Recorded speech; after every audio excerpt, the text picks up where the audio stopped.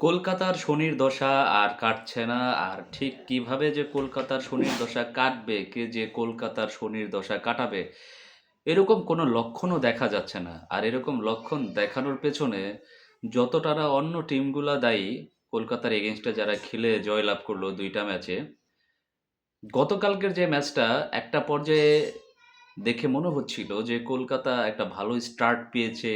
সেই স্টার্টটাকে অনেক দূর পর্যন্ত তারা নিয়ে যাবে। বাট আসলে কি জানেন?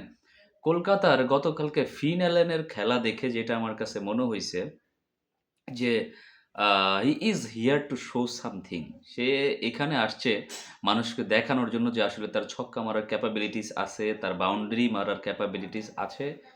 তো তিনি না প্রত্যেকটা বলেই মারতে চেয়েছেন, প্রত্যেকটা বলই খেলতে চেয়েছেন। ব্যাপারটা হইছে এরকম। বর্তমানে ২০ ওভারে ২৫০ রান চেজ হয়ে যায়, ২৬০-৭০ রানও চেজ হয়ে যায়। সেখানে ২২৬ রান চেজ করাটা কেকেআরের পক্ষে যে একদম অসম্ভব ছিল বিষয়টা কিন্তু তা না। তবে সেইখানে কেকেআরের ব্যাটারদের এটা মাথায় রাখা উচিত ছিল যতটা না মানুষদেরকে এন্টারটেইন করার দরকার, ঠিক তার চাইতে বেশি দরকার হচ্ছে উইকেটে স্থিতিশীল থেকে কিভাবে ইনিংসটাকে বড় করা যায় সেই দিকে লক্ষ্য রাখা। দেখেন, আমি আগেই বলেছিলাম ২ টা টিমের মধ্যে হায়দরাবাদের ব্যাটিং অনেক স্ট্রং। তাদের সাথে কেকেআরের ব্যাটিং ইউনিটকে আপনি কোনোভাবেই মেলাতে পারবেন না। যতভাবেই মেলান না কেন, কেকেআরের ব্যাটিং হয়তোবা স্ট্রং ইউনিট, বাট পরীক্ষিত হচ্ছে হায়দরাবাদের ব্যাটিং ইউনিট। সেইখানে অভিষেক শর্মা, ট্র্যাভিস হেডের কথা আমি বারবারই বলে আসছিলাম। তারপরে আপনার ঈশান কিষান, ক্ল্যাসেন। দেখেন ৪ জন ব্যাটার আছেন যারা একদম বারুদের মতো ব্যাট করতে পারেন। ৫-৬ জনের কথা, তারপরে আপনার যেমন নীতিশ কুমার রেড্ডিও দুর্দান্ত ব্যাটিং করেন। তার কথা বাদে দিলাম। গতকালকে ঈশান কিষান ফ্লপ খেয়ে গেছেন।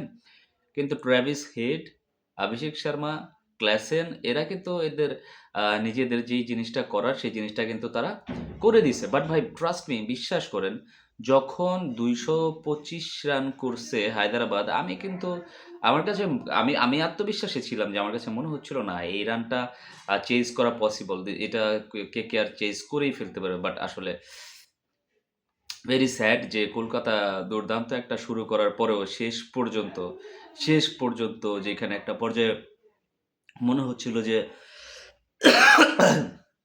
হয়তোবা কলকাতা ফিনিশিং লাইন আপে যাইতে পারে। সেইখানে গিয়ে কলকাতা ৬৫ রানের একটা বিশাল ব্যবধানে হেরে গেছে। ১৬১ রানে অল আউট হয়ে গেছে। ১৬ ওভার তারা খেলতে পারছে। ১৬১ রান করছে। দেখেন, বর্তমান ক্রিকেটে ৪ ওভারে ৫০-৬০ রান তোলাটা কোনো বিষয়ই না।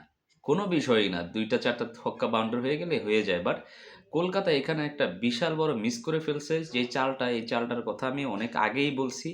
সেটা হচ্ছে গিয়ে তারা সুনীল নারায়ণকে গতকালকে ৮ নাম্বারে ব্যাট করতে পাঠাইছে। সুনীল নারায়ণকে ৮ নাম্বারে ব্যাট করতে পাঠানোটাই কি কলকাতার জন্য একটা কাল হয়ে গেছে? দেখেন গতকালকে যখন সুনীল নারায়ণ ৮ নাম্বারে ব্যাটিং করতে আসছেন, তিনি আইসাই না ১ম ২ বলে ২ টা বাউন্ডারি মারছেন। ছক্কা, ওভার বাউন্ডারি। ২ বলে ১২ রান করছেন। চতুর্থ বলে তিনি আবারও ছক্কা মারতে গিয়ে আউট হইছেন। তো বিষয়টা হচ্ছে ভাই, সুনীল নারায়ণ কিন্তু প্রপার কোনো ফিনিশার না।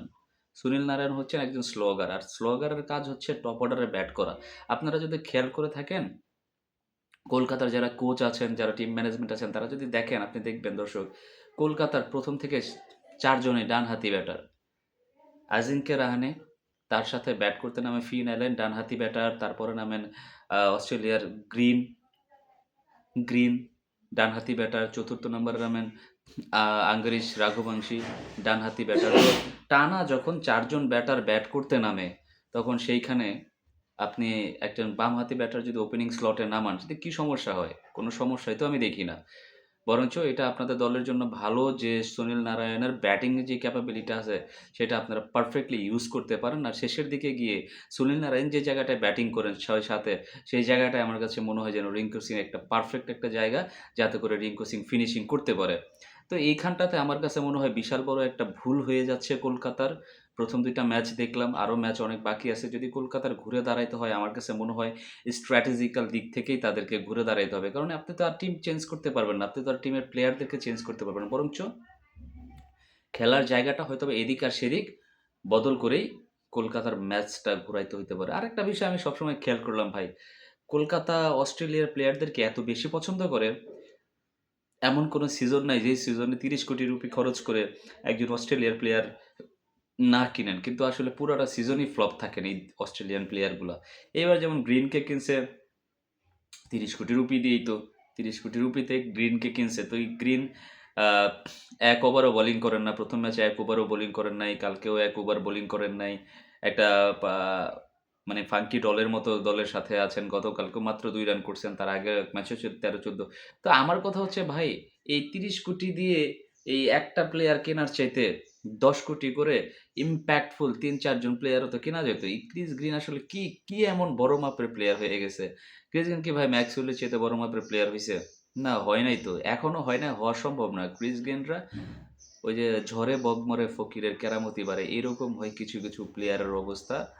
আ নিলামটা তো এরকমই আসলে। অনেক সময় ভালো জিনিসও দাম পায় না। আবার অনেক সময় সস্তা জিনিস অনেক বেশি দাম পেয়ে যায়। এই হচ্ছে নিলামের অবস্থা। তো যাই হোক সেই দিকে না যাই। আমার কাছে মনে হয় কলকাতার ঘুরে দাঁড়াইতে গেলে এখন অনেক বেশি কষ্ট করতে হবে। যতটা না টিম মেম্বারদের উপর ডিপেন্ড করা চাইতে আমার কাছে মনে হয় টিমের জায়গাটার উপর ডিপেন্ড করা উচিত। যেখানে সুনীল নারায়ণের পারফেক্ট একটা ইউজ করা উচিত। আর ক্রিস গ্রিন যদি আপাতত বোলিং তিনি করতে না পারেন তাইলে আমার কাছে মনে হয় তার পরিবর্তে অন্য একজন অলরাউন্ডার খেলানো উচিত। এটা আমার কাছে মনে হচ্ছে। দর্শক আপনার মতামত আশা করছি। সবাই ভালো থাকবেন, সুস্থ থাকবেন। আসসালামু আলাইকুম।